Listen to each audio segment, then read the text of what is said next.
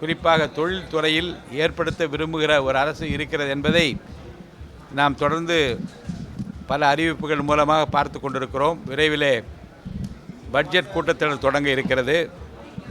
மக்கள் எதிர்பார்க்கிற, மக்கள் விரும்புகிற மாற்றங்களை செய்வதற்கு முனைப்போடு விரல் நுனியில் விவரங்களை வைத்திருக்கிற முதலமைச்சர் இன்றைக்கு தயாராக இருப்பதை நாம் பார்க்க முடிகிறது. அந்த வகையில் இந்த மாநாட்டில் பல கோரிக்கைகளை மாண்புமிகு முதலமைச்சர் அவர்களின் கவனத்திற்கு கொண்டு வர வேண்டும் என்று கேட்டிருக்கிறார்கள். உரிய நேரத்தில் அவரின் மேலான கவனத்திற்கு அவையெல்லாம் எடுத்து செல்லப்படும் என்பதை நான் அன்போடு தெரிவித்துக் கொள்கிறேன்.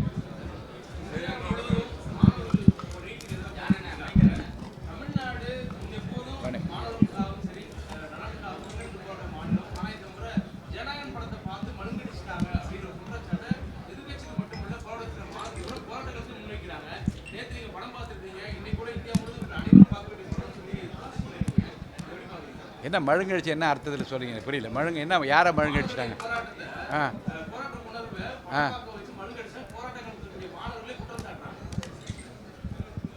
படம் எப்போது வெளியாகும் என்று அறிவிப்பு ஏற்கனவே வெளியிடப்பட்டு விட்டது.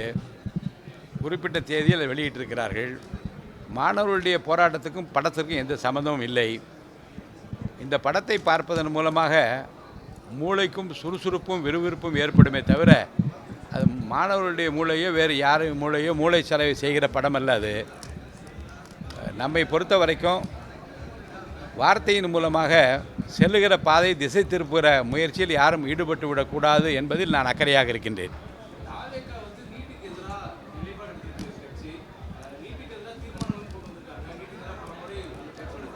நீங்கள் இப்போ வந்திருப்பது தொழில், நீங்கள் வந்திருப்பது தொழில் இருங்க வந்திருப்பேன் இருங்க நான் கேட்குற கிடைப்பது நான் வந்து இருங்க இதை பேசி கொஞ்சம் அமைதியாக இருங்க. ஒரே ஒரு அன்பான வேண்டுகோள்.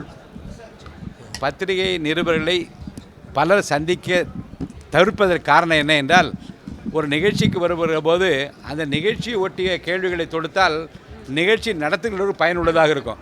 அதை விடுத்துவிட்டு வேறு திசைக்கு நீங்கள் போவீர்களே, ஆனால் நிகழ்ச்சி நடத்துகிறவர்களுக்கு ஒரு சங்கடம், பதில் சொல்ல விரும்புகிற எங்களுக்கு சங்கடம். இந்த நிகழ்ச்சி தொடர்பாக ஏதாவது கேள்வி இருந்தால் கேளுங்க, நான் சொல்ல தயாராக இருக்கிறேன்.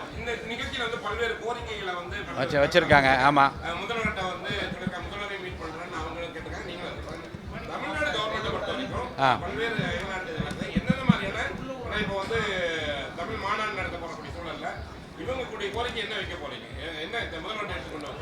ஏற்கனவே மாநாட்டில் விரிவாக விளக்கமாக அரசினுடைய கவனத்துக்கு எதையெல்லாம் வைக்க வேண்டும் என்று அவர்கள் விளக்கமாக ஒரு 10 கோரிக்கைகளை சொல்லியிருக்கிறார்கள். அதில் குறிப்பாக சிறு குறு நடுத்தர தொழில் மைக்ரோ இண்டஸ்ட்ரீஸ் வளர்ச்சிக்காக என்னென்ன திட்டங்களை அரசு முன்னெடுப்போடு செய்ய வேண்டும் என்று வைத்திருக்கிறார்கள். அந்த விரிவான விளக்கங்களும் வேண்டுகோள்களும் மாண்புமிகு முதலமைச்சருடைய கவனத்திற்கு கொண்டு செல்லப்படும். முதலில் இந்த அமைப்பின் சார்பில் மாண்புமிகு முதலமைச்சர் அவர்களை சந்திப்பதற்கு நேரம் கேட்பதாக இருக்கின்றார்கள். அப்போ நேரம் தரப்படுகிற போது அவையெல்லாம் விரிவாக விவாதிக்கப்படும். நன்றி.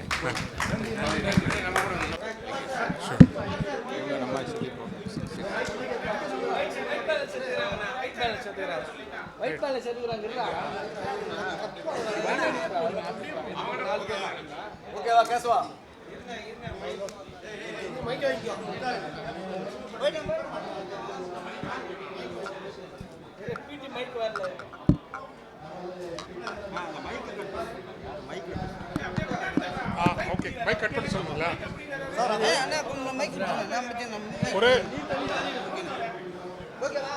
மைக்கை ஒரு 2 நிமிஷம் இல்லைன்னா இந்த டோரை க்ளோஸ் பண்ண சொல்றீங்களா? மைக்கை கொஞ்சம் சரி, நான் சத்தமாக பேசுகிறேன்.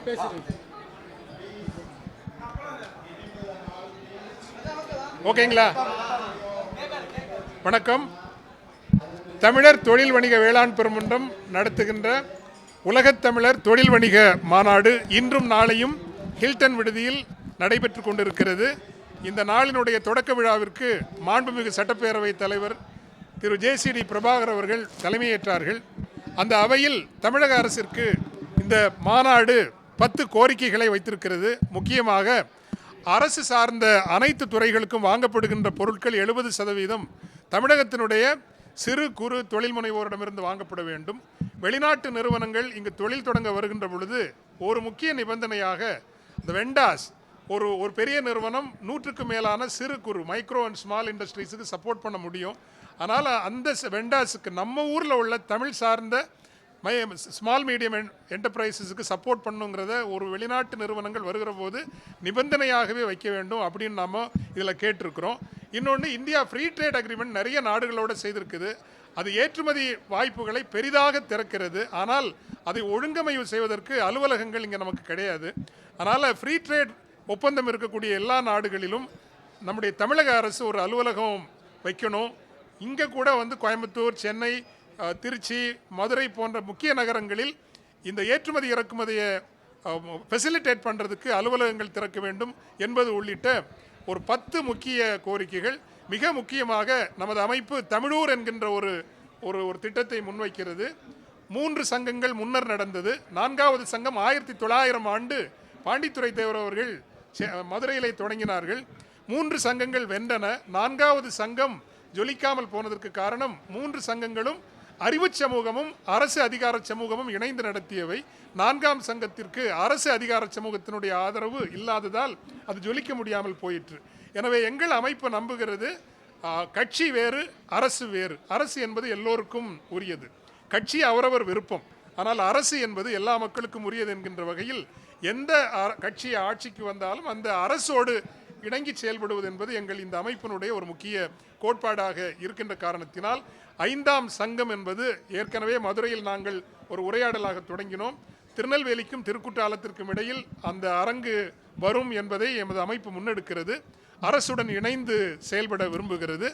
இன்னொன்று, வேலையில்லா திண்டாட்டத்தை போக்க வேண்டுமென்றால் சிறு குறு தொழில்கள் ஊக்குவிக்கப்பட வேண்டும் என்பதோடு ஒரு 30% இளைஞர்களாவது நிலம் சார்ந்த வேளாண்மை சார்ந்த பொருளாதாரத்திற்கு வந்தால் மட்டும்தான் வேலையில்லா திண்டாட்டத்திற்கு சில ஆக்கப்பூர்வமான ஒரு வழிகளை நாம் தேட முடியும் என்கின்ற வகையில் மெத்த படிப்போம், ஆனால் நிலத்தோடும் வாழ வருவோம்.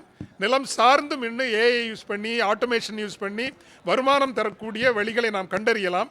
அந்த வகையில் எங்கள் அமைப்பு என்பது பெரியது சிறப்பு, சிறியதும் அழகே அப்படிங்கிற ஒரு கொள்கையை முன்வைக்குது.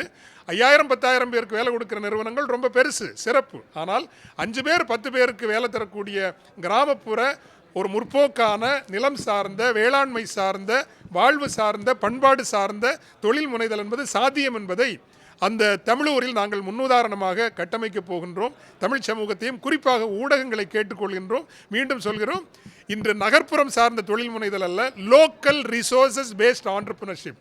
உங்கள் இடத்தில் என்னென்ன வளங்கள், இயற்கை வளங்கள், மனித வளங்கள், கலை பண்பாட்டு வளங்கள், பாரம்பரிய வளங்கள், அது வைத்தியம், மர்மம் எதுவாக இருக்கலாம், இவற்றை சார்ந்தும் தொழில் முனைதல் நடக்க வேண்டும் என்பதுதான் லோக்கல் ரிசோர்சஸ் பேஸ்ட் ஆண்டர்பிரினர்ஷிப், சிறியதும் அழகு என்ற கொண்டாட்டம். இப்படிப்பட்ட பல முற்போக்கான சிந்தனைகளோடு இந்த மாநாடு நடைபெற்று கொண்டிருக்கிறது. இதற்கு ஊக்கம் தருகின்ற தமிழகத்தினுடைய ஊடகத்துறை அன்பர்களுக்கு நான் மிகுந்த நன்றி கடன்பட்டிருக்கின்றேன். ஒருங்கிணைக்கின்ற சமுத்திரா செந்தில் அவர் அழைப்பில் ஒருங்கிணைப்பில் வந்திருக்கக்கூடிய உங்கள் எல்லோருக்கும் உண்மையிலேயே நன்றி. இந்த சிறியதும் அழகு என்பதையும் நீங்கள் அந்தந்த லோக்கல் ஏரியாலேயே ஆண்டர்பிரினர்ஷிப் இருந்தாச்சுன்னா நகர்ப்புறங்கள் நெரிசலும் நெருக்கடியும் ஆக வேண்டிய தேவையில்லை என்பதையும் தெரிவித்துக்கொண்டு, நவம்பர் 12, 13, 14 நாட்களில் துபாய் நகரில் அனைத்துலக பெரும் மாநாடு நடைபெறும். 45 நாடுகளின் தமிழ் தொழிலதிபர்கள் கலந்து கொள்வார்கள். கிராமப்புற தொழில் முனைதலை ஊக்குவிப்பதற்காக அவர்களெல்லாம் இணைந்து ஒரு 100 கோடி அளவுக்கான நிதி திட்டத்தையும் அறிவிக்க இருக்கின்றார்கள். இந்த திட்டங்களையும் அரசோடு இணைந்து பொது சமூகத்தோடு இணைந்து செயல்படுத்த விரும்புகின்றோம். நன்றி, வணக்கம்.